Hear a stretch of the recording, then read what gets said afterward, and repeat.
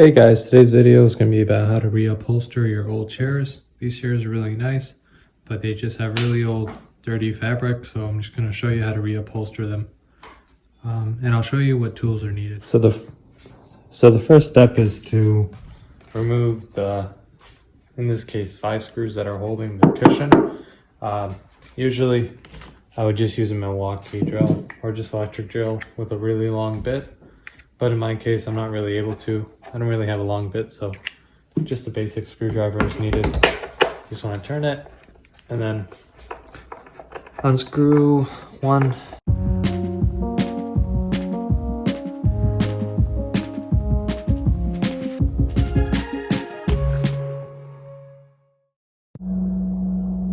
So in order to be able to run your air stapler gun, mine's is a wide crown, you'll need some type of air compressor. In my case, I have a large 25-gallon air compressor that I bought a while ago and used for my other projects.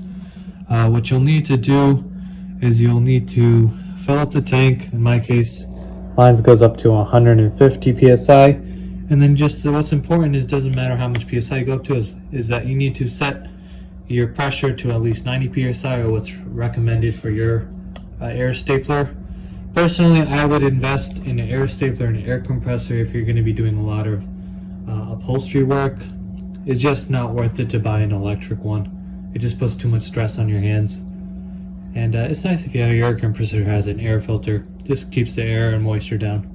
But yeah, just set your regulation to 90 psi or whatever's for your air stapler, and yeah, that's all you need. And then just need a line to go to wherever you are. In this case, I just have a Diablo rubber air hose that I had bought from Harbor Freight, pretty cheap, less than 30 bucks, and use that. Yep, thank you for watching. So next, for those of you who are interested, the crown air stapler I have is a wide crown air stapler. I bought this one from Harbor Freight, pretty cheap, less than I think 30 also. In this case, it works for practically any air compressor, uses the wide crown ones. I bought a box of that for less than 5 bucks also at Harbor Freight, like 5,000 pieces.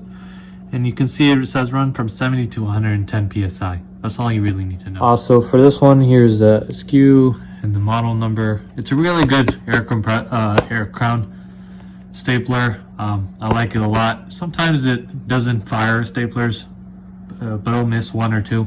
But overall, really cheap. I like it a lot.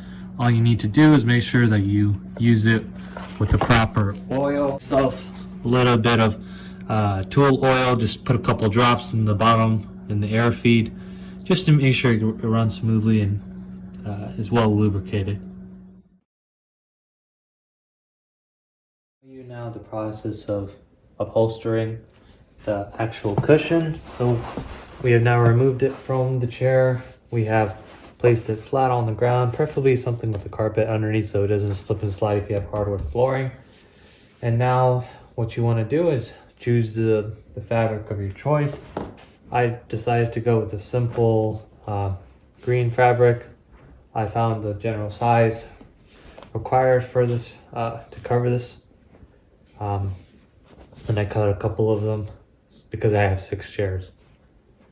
So what you want to do is you want to remove the chair. You want to figure out which side is out and which side's in. You want to place it appropriately on the floor.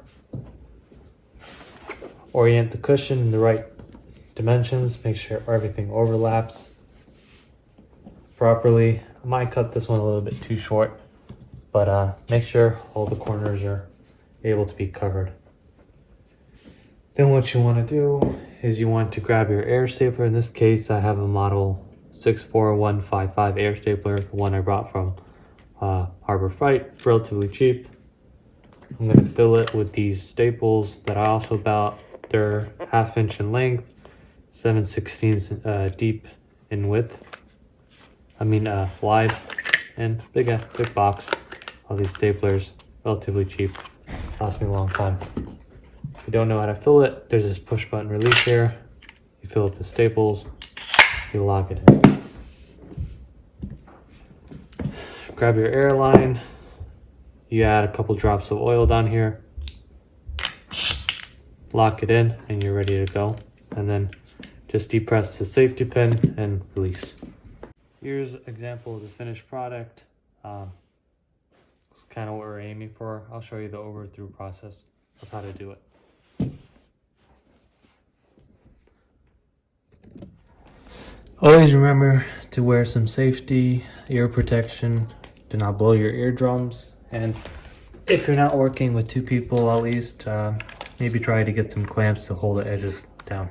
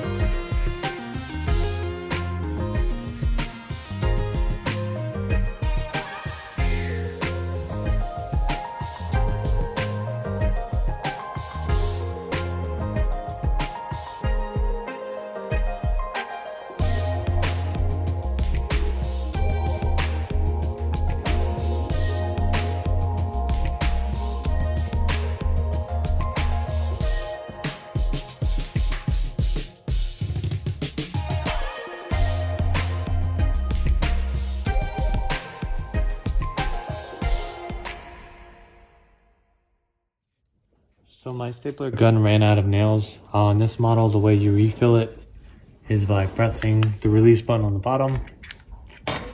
This slides down. Here's the slot to fill them up. Just grab a row of your staplers, place them downwards, insert them in, and slot it back in, and you're ready to go.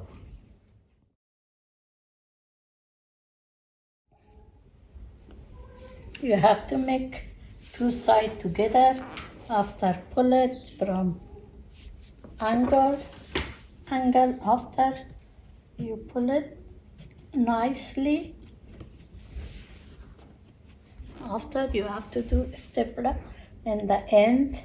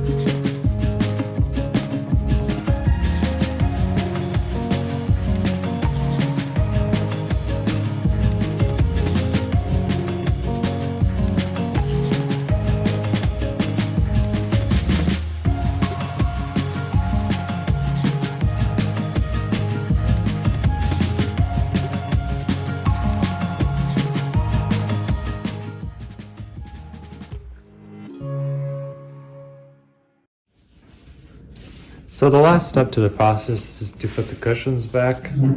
Pretty simple. Just grab your finished cushion, make sure there's no issues with it, turn it upside down appropriately, place it on a surface, grab your chair, place it upside down onto the cushion, try to get the alignment proper. It's very difficult to hit the same holes again, so you'll probably end up making new ones. Try to feel it out. Make sure your spacing's right. I'd recommend doing this step with the drill. Just grab your screws.